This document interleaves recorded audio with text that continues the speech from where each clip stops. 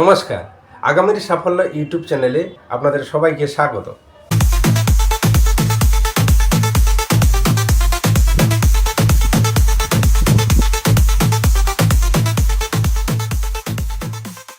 বন্ধুরা, পুকুর প্রস্তুতি বা পুকুরে জলের প্রস্তুতির পর আজকের যে ভিডিওটি আপনাদের সামনে তুলে ধরব, এটি হলো পুকুরে মাছ ছাড়ার সঠিক পদ্ধতি বা নিয়ম।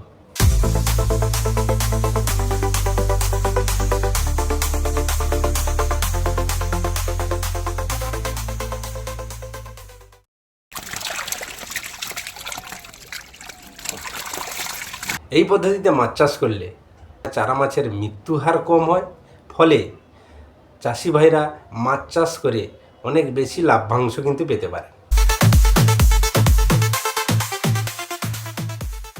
বন্ধুরা, মাছ ছাড়ার সঠিক নিয়ম বলতে যেটি বোঝায় কী পদ্ধতিতে মাছ ছাড়বেন, কতটা মাছ ছাড়বেন এবং কোন পুকুরে কী ধরনের মাছ ছাড়বেন, চারা মাছের অক্সিজেনের বলের যে জলের তাপমাত্রা এবং পুকুরের তাপমাত্রা কিভাবে নিয়ন্ত্রণ করে মাছ ছাড়া যাবে এবং পুকুরে জীবাণুমুক্ত মাছ ছাড়ার জন্য কি ব্যবস্থা গ্রহণ করবেন ইত্যাদি সম্পর্কে পুঙ্খানুপুঙ্খভাবে আজকের আপনাদের সামনে তুলে ধরব,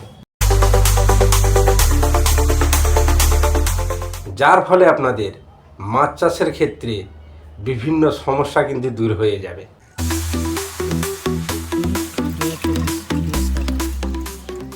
তবে বন্ধুরা, একটা কথা বলবো, পুরো ভিডিওটি না টেনে দেখতে থাকুন।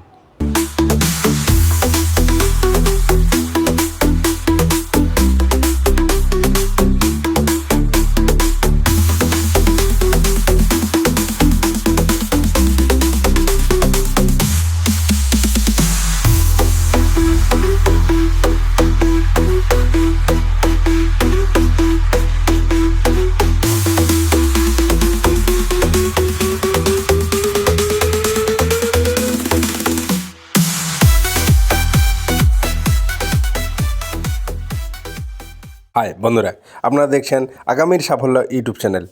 সঠিক পরামর্শই ও পরিকল্পনা গড়বে উজ্জ্বল ভবিষ্যৎ। বর্তমানে সারা বাংলা তথা ভারতবর্ষে প্রচুর পরিমাণে মানুষ আগ্রহী হয়ে মাছ চাষ করতে আসছে, কিন্তু একটা বিষয় জানবেন, কতজন বা সঠিক নিয়ম মেনে মাছ চাষ করছেন, কতজন বা লাভবান হচ্ছে, আবার কতজন ক্ষতিগ্রস্ত হচ্ছে, তার হিসাব কিন্তু কেউ রাখে না। কিন্তু আমি জানি, এই মাছ চাষ করতে এসে শতকরা 25% মানুষ লাভবান হচ্ছে, বাকি 75% মানুষ না জেনে বুঝে না সঠিক পদ্ধতিতে চাষ করে ক্ষতিগ্রস্ত হচ্ছেন এবং দেনাগ্রস্ত হচ্ছেন। তবে কিন্তু সঠিক নিয়ম মেনে আপনারা যদি মাছ চাষ করেন বা সঠিক পদ্ধতি মেনে যদি মাছ চাষের প্রতি আগ্রহ হন বা মাছ চাষ করার চিন্তাভাবনা করেন, তাহলে আমি বলবো খুব সহজে আপনারা 100% মাছ চাষ করে উন্নতি করতে পারবেন।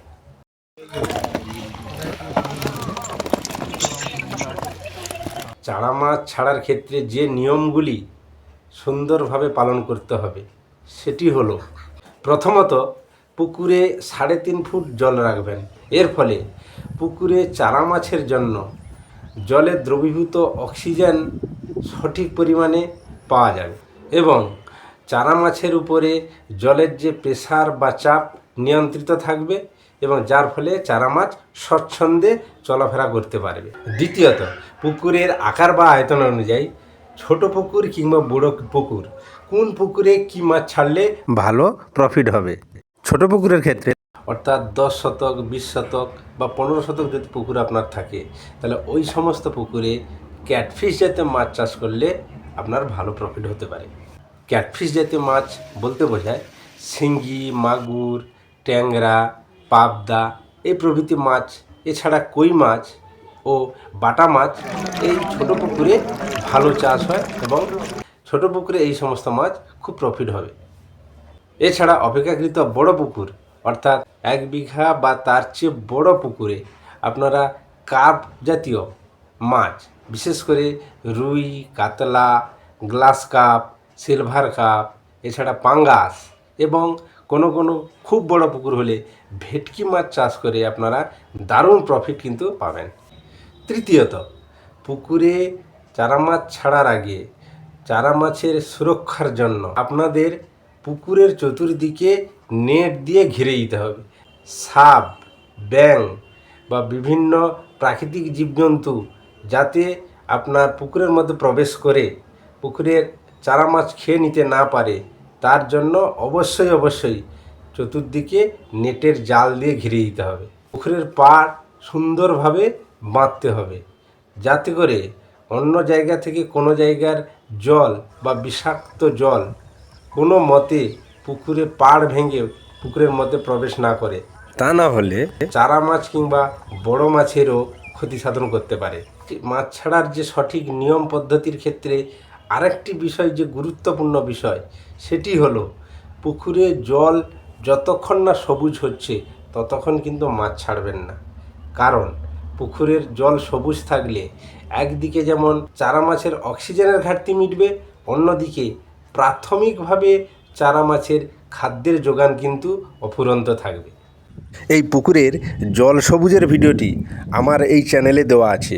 আপনারা চ্যানেলটি সাবস্ক্রাইব করে অল বাটন অন করলে আপনারা সমস্ত ভিডিওগুলি দেখতে পাবেন। বন্ধুরা, রোগমুক্ত মাছ চাষ করতে হলে প্রথম থেকে আপনাকে সচেতন হতে হবে। যেদিন পুকুরে চারা মাছ ছাড়বেন, ওই দিনকার পুকুরের যেদিক দিয়ে প্রবেশ করবেন কি বেরোবেন, ওইখানে একটি ড্রামে করে কিছুটা পরিমাণ পটাশ জল আপনি রেখে দেবেন। যখন পুকুরের মধ্যে প্রবেশ করবেন, বাইর থেকে যখন পুকুরের মধ্যে প্রবেশ করবেন, তখন ওই জলটি পায়ে নিয়ে তারপরে আপনার পুকুরের এরিয়ার মধ্যে প্রবেশ করুন। এছাড়া যখন আপনি বাইরে থেকে অক্সিজেন বলের প্যাকেট আনবেন, ওই প্যাকেটটাকেও সুন্দরভাবে এই পটাশ জল দিয়ে ধুয়ে পরিষ্কার করে নেবেন। তাহলে আপনার বাইরে থেকে যদি কোনো ক্ষতিকর ভাইরাস বা ব্যাকটেরিয়া বা জীবাণু থাকে, সেটা সম্পূর্ণভাবে ওই পটাশ জলের দ্বারা সম্পূর্ণ জীবাণুমুক্ত হয়ে যায়। পঞ্চমত, যখন আপনারা বাইরে থেকে কোনো চারা মাছের প্যাকেট আনবেন, প্রথমে পুকুরে ওই প্যাকেটের মাছ ছাড়ার আগে যেই পুকুরে বা যেই পুকুরের জলে মাছ ছাড়বেন, ওই পুকুরের জলে প্যাকেটগুলিকে প্রায় 30 মিনিট মতো ভাসিয়ে রাখবেন এবং পারলে একটি ফোয়ারা সিস্টেম করবেন, যাতে ওই পুকুরের জল ওই ফোয়ারার সাহায্যে যেন ওই প্যাকেটগুলির উপরে পড়ে বা অক্সিজেন যে চারা মাছের বলগুলির উপরে পড়ে। না পারলে আপনারা নিজেদের হাত দিয়ে জল ছিটিয়ে মিনিমাম এইভাবে আধা ঘন্টা রাখবেন। এর ফলে কী হবে, পুকুরের জল এবং অক্সিজেনের যে চারা মাছের প্যাকেটের জল তাপমাত্রা কিন্তু সমতা বিধান হবে। যতক্ষণ না তাপমাত্রা নিয়ন্ত্রিত হচ্ছে ততক্ষণ আপনারা মাছ ছাড়বেন না। এতে মাছের অনেক সমস্যা হতে পারে, মাছ মারাও যেতে পারে।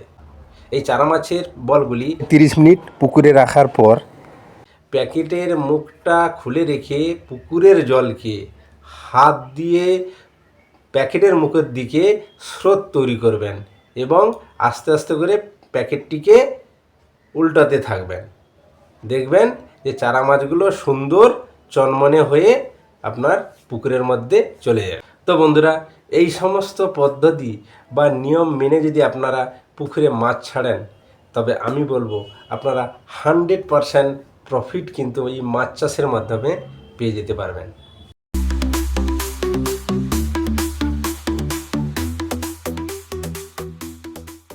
তো বন্ধুরা, আজকের মতো ভিডিও থেকে বিদায় নিচ্ছি।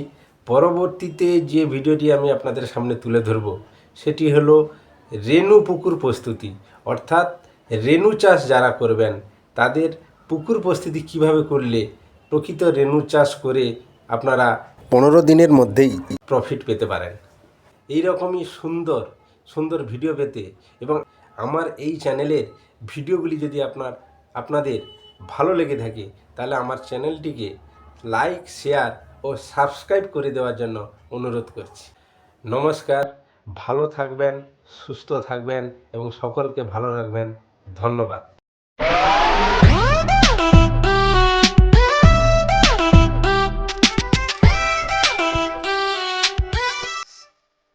Check it out.